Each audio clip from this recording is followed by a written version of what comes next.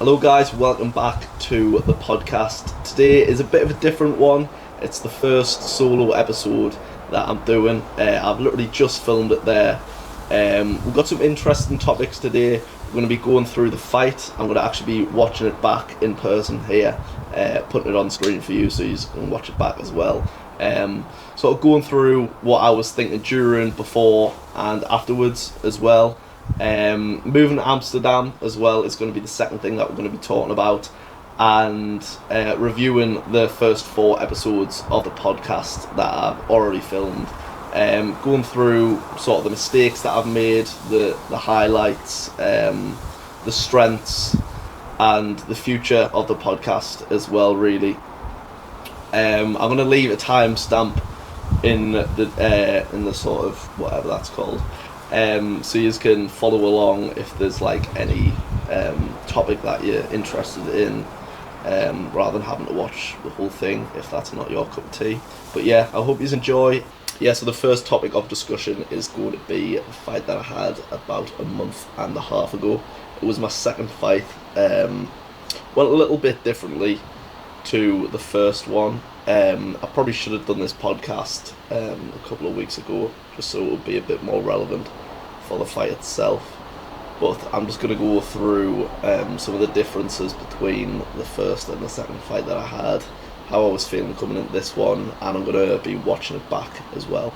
I'm not trying to aura farm with the sunglasses, it's literally just that bright from the sun that I can't see the screen if I don't have these on. So here I am making my entrance. My entrance song was called A Personality, but they played it from the wrong part. So I was thinking coming out like, I can't even hear anything really. But then I realised afterwards that they played it from the intro. So there wasn't any lyrics when I was actually walking out. Coming into the fight, the trainer, who was sort of like, everyone who does fight night goes to the same trainer in like facilities, and he said it was about a week or so before the fight that the guy I was fighting was better than us. So that knocked my confidence a little bit coming into it. I was much more aware of what was going on this time compared to the first fight. The first fight that I had, everything was just like a bit of a rush. I feel like the difference this time, I was taking ashwagandha, and they're about 4 times the strength of the regular ones that you'd get from like the chemist, I guess. So I took like 4 of them the morning of the fight, and I feel like that affected me, because I've realised now, well, I googled it, and it affects your adrenaline. So I was much more like, when I was throwing my jab and stuff like that, I feel like I was getting no power behind it compared to like training and stuff. But I, as you can see here, I was sort of coming out swinging in the first sort of 30 seconds. I feel like that's just my style as well. I throw a lot of punches. There's not much technique going on, but I feel like I'm always sort of like the one coming forward. Even when he's like throwing shots, I'm still sort of the one coming at him. Which I feel, I think my stamina is decent, so I think you can sort of do that if your stamina is all right. But obviously the main thing that I need to improve is my defence. Definitely, I feel like I'm just so focused on being the one coming forward that I forget to just keep my hands up. It probably gets worse as the rounds go on, but as you can see there, like, there's not really much going on in terms of defence. Obviously keep my hands up, and I don't really have much head movement either. Obviously it's fought with 16-ounce gloves, which, like, if you don't know boxing, you might not think that like it really makes much of a difference, but the more padded the gloves are, like, obviously the less that your body's feeling getting hit. So I think that's probably why I get away with having my hands down as much. If they were with 12 or 14-ounce gloves, I feel like I'd feel the shots more. Whether that would mean that I'd get my hands up more is another question. But I definitely would get punished for it more. So yeah, the first round's over there. I feel like he won that one probably just. As you can see, well, you'll see in a second, with round 2, I think that's probably where he was the most dominant. I feel like that one was probably the closest round out of the 3. But yeah, sitting down on the stool, I just felt like he'd probably took that just about. So we're getting underway in round 2 here.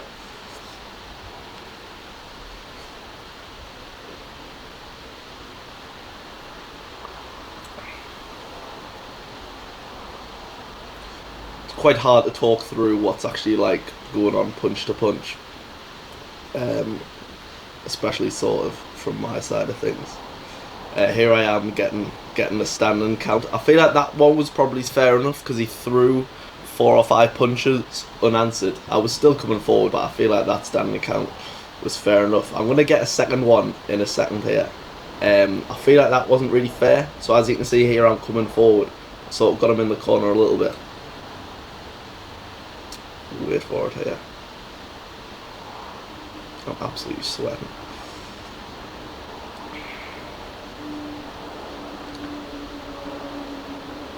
So yeah, once again, got him in the corner a little bit. See, I don't really feel like that should have been a standing count. I mean, like, tell me if you think I'm wrong, but I feel like that one was a bit... Like, there was only like 2 or 3 punches there, and it wasn't like I wasn't throwing back. But so when I was getting that second standing count, they told us in the sort of build up to it that if you get 3 standing counts in a round, then the fight's over.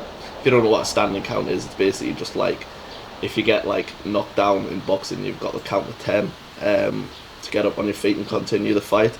Obviously, with that, like with the gloves being so heavy and stuff, it's unlikely that people are going to get knocked down, so they give you standing counts instead if someone's dominating the fight too much. So I feel like the first one was fair enough, but the second one I didn't really know why that one happened. But I came out and I was like, I just can't get another standing count or the fight's going to be over. So yeah, sitting down in between the second and third round, I just remember my brother saying it was like he's tired. In that environment, you can't really hear like what the people are saying to you in between rounds. Really, obviously there's a lot going on in your head as well, but there's music playing as well, so it's hard to understand. But I remember him saying that, and I think that probably gave us a bit of faith coming into the last round, just because obviously he dominated that round there, but that sort of allowed me to think that I'm gonna put the afterburners on, sort of thing, in the third, because I was tired, but I could see that he was more fatigued than I was.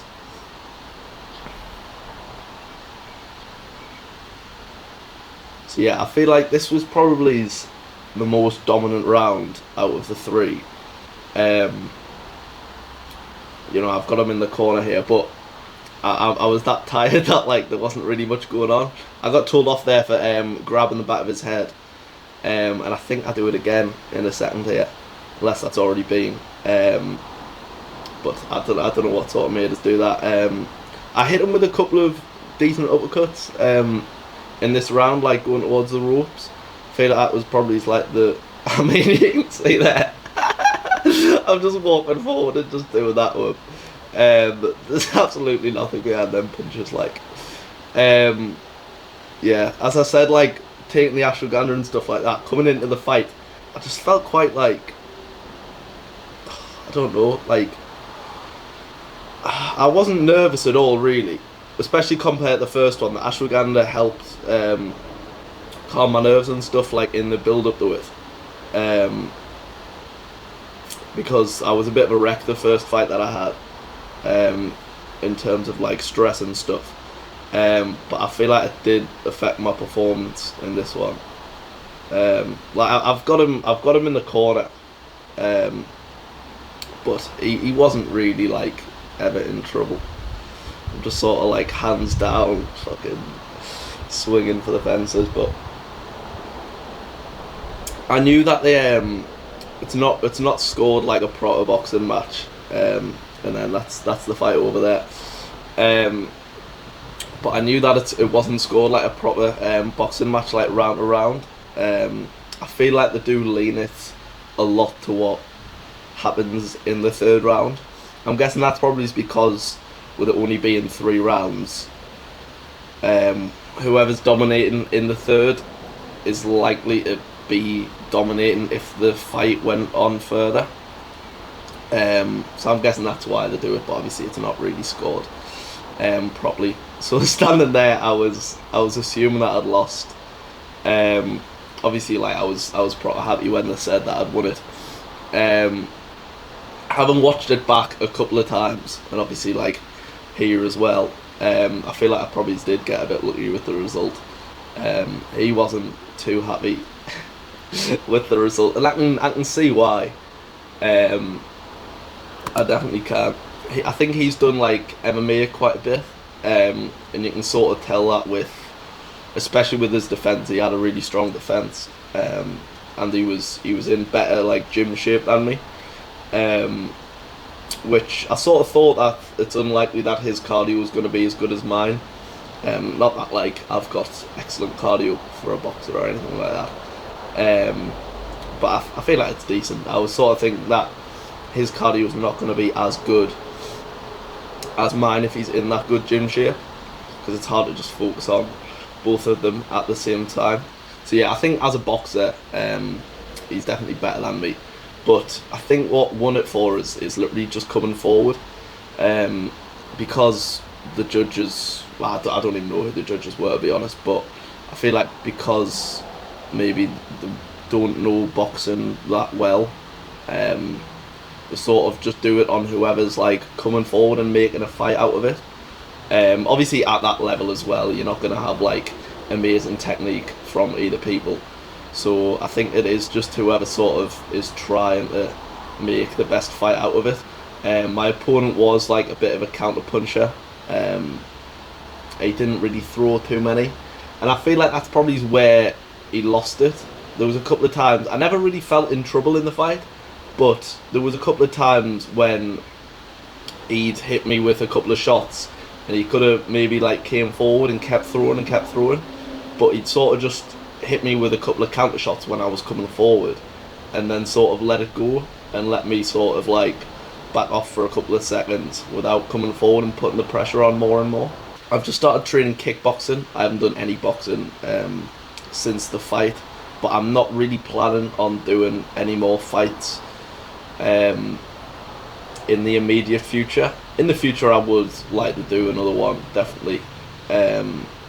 Probably not a uni one like that, obviously. But yeah, I'd definitely like to do some kickboxing fights in the future, but that's not really my focus at the minute. I feel like I want to sort of just get up like a decent beginner's sort of level of kickboxing before I actually start taking it more seriously. I've just had to have a little wipe down and get some more water because it is absolutely roasting. And I'll take the sunglasses off as well, so I'm not looking like an absolute knob. So yeah, I literally just started the kickboxing like 2 or 3 weeks ago. I haven't really been in the last week, just because there's been no one to go with. I don't want to really go like on my own just yet, because I don't really know too many people there. Obviously, like you're partnering up with people. But yeah, I'd say that moving to Amsterdam, which is the next area of discussion, is a partial reason why I've done kickboxing. Obviously, kickboxing is quite big over there, in terms of like compared to other sort of combat sports and stuff like that. But I've got like quite a few other focuses that I want to sort of concentrate on when I'm over in Amsterdam. Obviously, if you don't know that I'm doing a study abroad year through uni, so it's like an exchange program.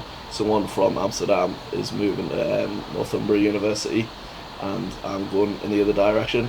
So yeah, I need to come back and still do my last year as well, which I don't really know how I'm feeling about it, to be fair. I feel like I'd probably rather just do this year and then I'd be done, but it can't really be helped.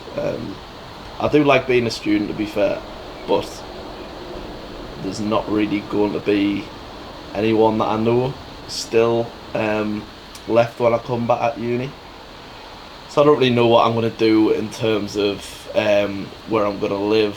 But yeah, that's ages away. For now, I'm just focusing on what's going to happen when I move away. I am pretty nervous for it, I'd say. Obviously, when I'm there, I know I'll be fine because a lot of people are going to be in the same situation. It's just sort of like going over there, not knowing anyone, but that is going to take me out of my comfort zone, and that's probably the main reason why I've decided to do it. There was a couple of other locations that I was looking at for doing it, but Amsterdam is the one that I've decided on. Originally, I was between Milan and Mexico City, obviously in Mexico. I feel like Mexico City would have been the most bold option, and that's probably what I was wanting to do the most, but there's a couple of reasons why I decided not to go there in the end. First of all, the flights are like mega expensive, especially compared to Amsterdam. I think a return flight was about £900, or that might have even just been one way. So yeah, that was a reason. But the biggest reason was probably because I think there was about nine or 10 different universities that Northumbria were partnered with in Mexico. I think there was only one that taught modules in English, and even then I think it was very limited in terms of what you could actually take. But I am planning on learning Dutch when I'm there, and obviously if I went to Mexico they speak Spanish, I would have learned Spanish as well, but I feel like just having to rely on your Spanish if you have only just started learning it to get through uni probably would have been a bit of a chore. Maybe that would have been good for me, just because it would sort of help me progress with my Spanish more, and I haven't even started learning Dutch yet, so that probably shows that I'm procrastinating on that just a little bit. About 90 or 95% of the people in the Netherlands do speak English though, so I feel like that might lead me to be a bit lazy with learning Dutch, and I don't think there's any other countries that speak Dutch, or I doubt there is. So Spanish would have been more sort of applicable if I wanted to go other places, you know, obviously Spain and other like, and live there afterwards. My plan for coming back, obviously I need to do that year back at Northumbria in Newcastle, and then for the year afterwards I'm sort of at a crossroads for what I want to do. I feel like I've got two main ideas in my head. The first one is sort of just fucking off abroad somewhere, just doing travelling for a year. Sort of, I'd be trying to lock in with some stuff as well. It wouldn't just be dossing about for the whole year. I probably would get a job somewhere. Australia is the number one place where I'd want to go. That's like number one on the bucket list. Whether I do that in that year remains to be seen, I guess. So yeah, that's option one, just going, living abroad, getting a job, doing a bit travelling as well. And option two is sort of just probably coming back home. I feel like at that point I'd probably want to have a business at least sort of launching that I could work on, and I feel like coming back living at home would sort of help me just have my main focus be that, not too many distractions of, living with other sort of students. Well, I guess I wouldn't be a student at that point, but people of a similar age, and sort of like having that influence what I do. Obviously, I do like enjoy doing stuff like that now, sort of going out. Not that I like go out that much anyway, but sort of just going out and doing random stuff. But I would like to have a time period as well where I just solely focus on a business, the gym, kickboxing, or if I've decided to do a different combat sport at the time, and wrestling as well. I've started wrestling training, like pro wrestling, which is like just the thing that I love the most.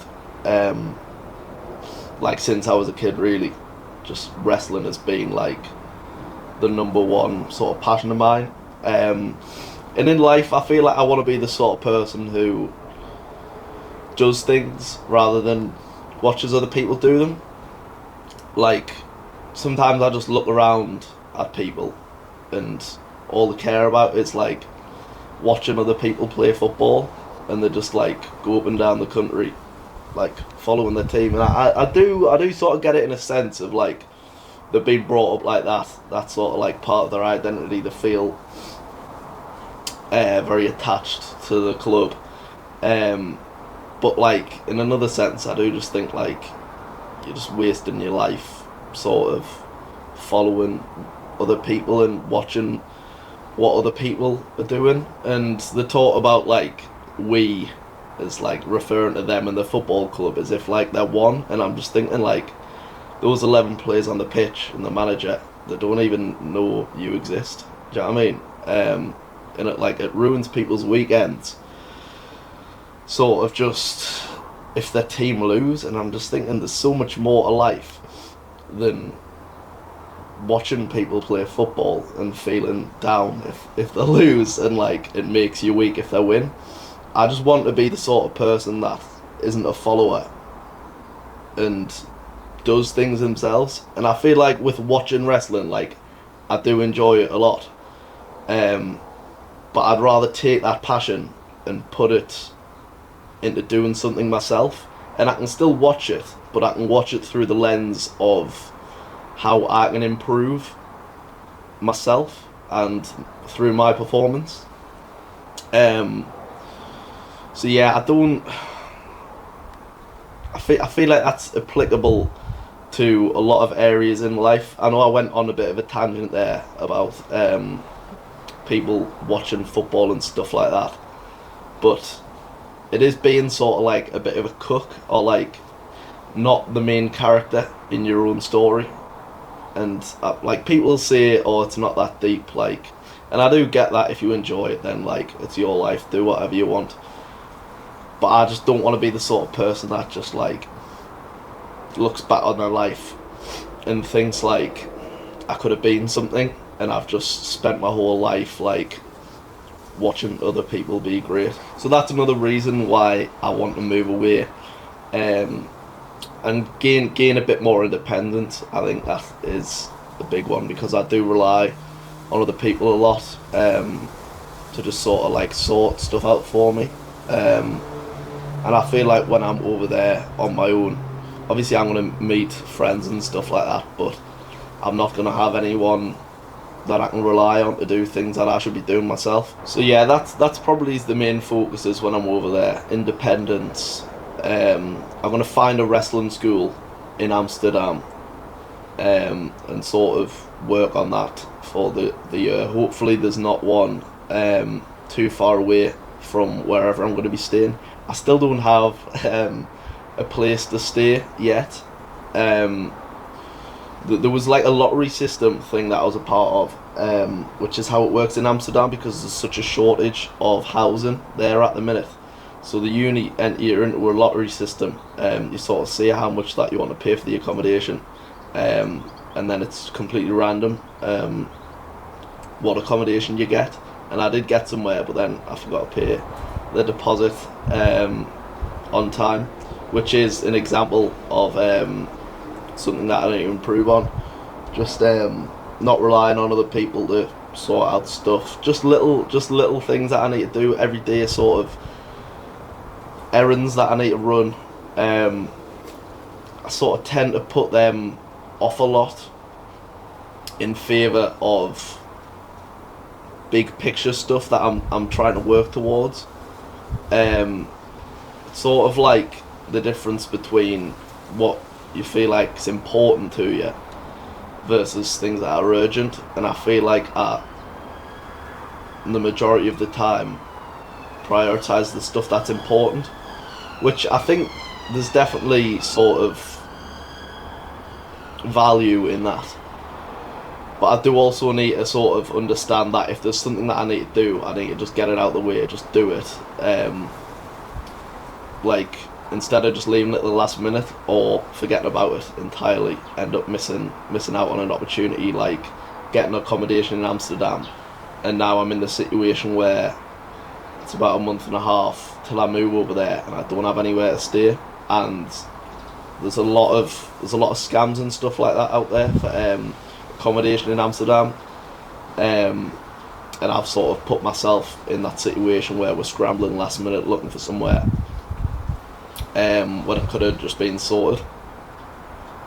So yeah, I feel like that's another thing that I need to work on. Third thing I'm going to be focusing on is the kickboxing. As I said, it's big over there. I feel like I'd probably only do that probably once a week, just to sort of keep it ticking over. It's not really going to be my main focus when I am over there. 4 that I'm going to be focusing on, obviously just meeting people. There's a lot of people, obviously, as I said, in the same boat. I'm going to be meeting people from all over the world, really, and it's a once in a lifetime opportunity to sort of just meet as many people as I can. I love the idea of meeting people from different countries and then becoming mates with them, and then I've got somewhere that I can visit and stay if I want to travel to that country, which I feel like would be absolutely mint, really.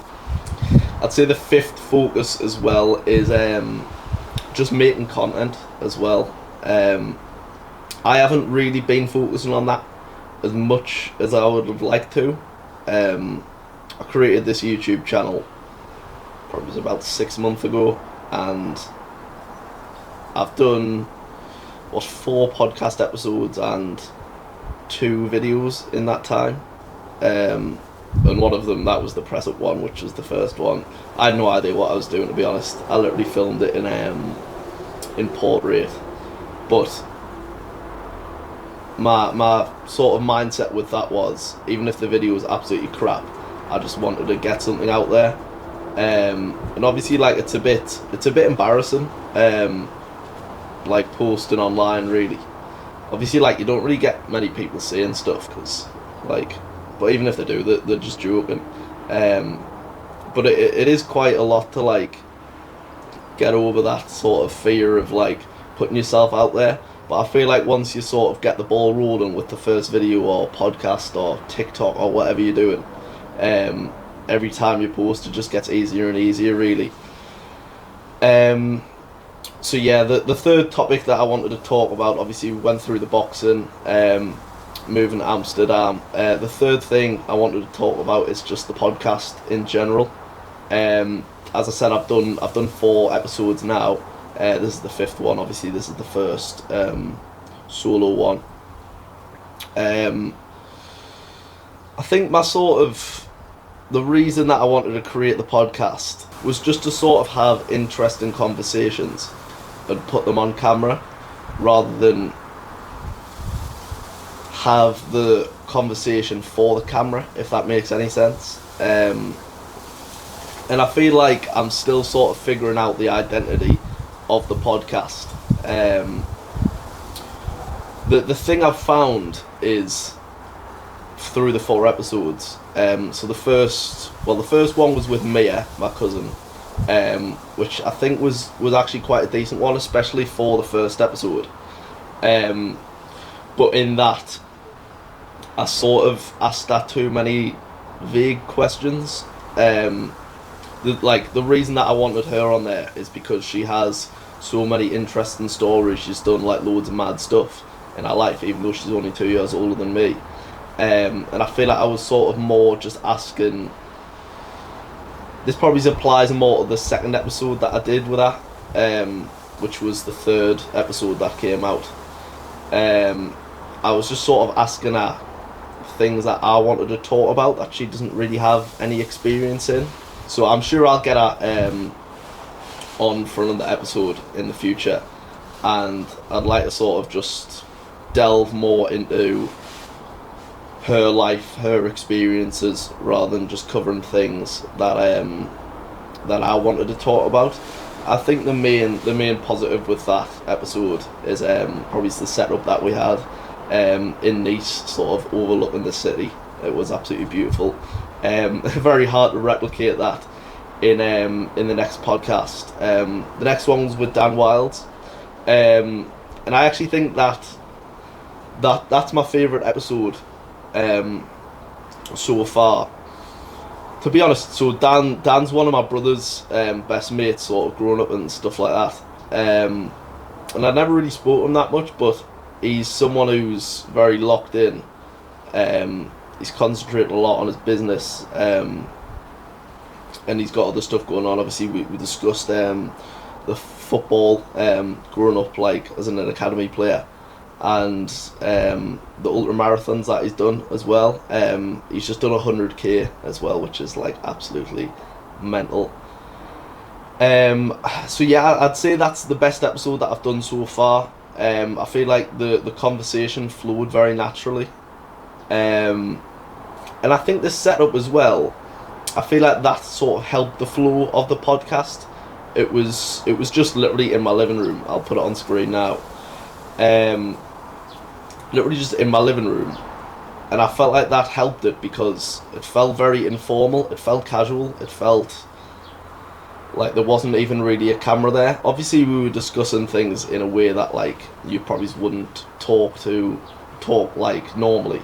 It was a bit more formal, sort of like questions and stuff like that, but it did just feel very natural in the way it flowed. If I compare that to the latest episode that I've released, it was with Josh Bunce, who is a lad, he's just graduated uni, but he was on my course. I feel like the setup for that one, it sort of made it feel a bit more forced and formal, because it was recorded in, it's not really a podcast studio, but it's similar to sort of a podcast studio, but it was in uni.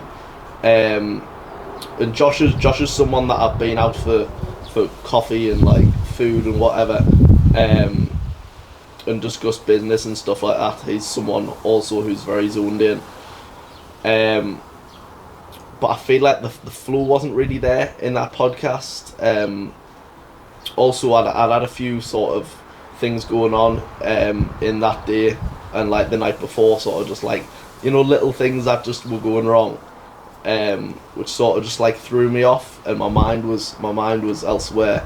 So that episode only ended up being about 20 minutes long, and that was first of all because Josh had to go somewhere afterwards, but the main reason was because a lot of times my mind was just going blank for some reason, like during it, and we had to cut like a lot of just like silence out where I was literally just like trying to think of what I was trying to say. So yeah, I think that's probably his podcast that I was most disappointed in, because I felt like that there was a lot more that we could have talked about, and it could have went a lot better than it actually did. And another reason for that is because I just didn't prepare well enough for it. In the other 3 podcasts that I've done, even there was stuff that went wrong in them, but the one thing that sort of went decent was I prepared for it well enough. I'd made notes, I knew what I wanted to talk about, and with Josh I left the preparation till the last minute, and then things went wrong, which sort of left me scrambling, and without a lot to really talk about and sort of delve deep into, and I feel like that's where the sort of value of a podcast comes from, is in terms of going into topics in depth. And I feel like with Josh, I barely even scratched the surface of sort of what I wanted to talk with him about, and it felt very forced, which like was a bit surprising to me, and I was disappointed in it because we went out multiple times for food and coffee, etc. And we've had so much better conversations than that off camera, and it was just a bit of a shame that it didn't really translate as well on camera, because I didn't really do my preparation as much as I should have. But that's, it's a learning curve, isn't it? It's something that I know that I need to improve on for the next ones. In terms of going forward with the podcast, obviously going to Amsterdam, there's not really going to be anyone immediately that I can sort of get on, obviously because I don't know anyone there. But I'm sure that as I meet people, I'm going to find some people that I think would be suitable, and that I'd sort of like to get on the podcast. But also there's an opportunity there to just do sort of individual podcasts. I know this isn't really like the typical podcast sort of setup. There's probably some more cuts in this one than I would have liked. But I still feel like an individual podcast can work if there's stuff that's interesting that I feel like actually like is worth talking about. Obviously I wouldn't be able to do one like every week or so unless there was something actually either going on in my life, or maybe even like reacting to stuff that's going on in the world and putting that sort of in a podcast format, because I guess like a podcast is just like long form content really, isn't it? So yeah, I'd probably like to get a couple more episodes done before I do move away. Maybe in terms of also reaching out to people that I don't know as well. That's definitely a lot of value that I've seen that a podcast can bring. Is just actually like allowing you to meet people. I haven't really done that so far because I just wanted to sort of get familiar with this with the sort of layout of it. Obviously I'm improving with my presenting skills, or that's the aim anyway.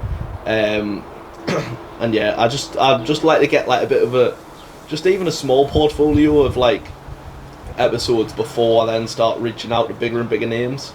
Obviously that's going to be a very slow process, but you can't sort of just like reach out to people without any episodes filmed. So yeah, even if I just reach out to 1,000 people and I get one response, that's better than nothing. But the more I do and the more I improve, obviously that's going to increase the chances that I'm going to get sort of better people on. And it's just also about like creating a connection with people that I feel like are on a sort of similar wavelength to me. It's not about getting views or whatever. It's sort of just having interesting conversations with interesting people and implementing that to improve my life and my social circle as well. I feel like that is the main sort of reason that I've created this podcast. So yeah, that's about it for this episode. I've really enjoyed this actually. I wasn't sure how it would sort of go, just talking to myself and the camera for however long this has been, maybe about 40 minutes or whatever.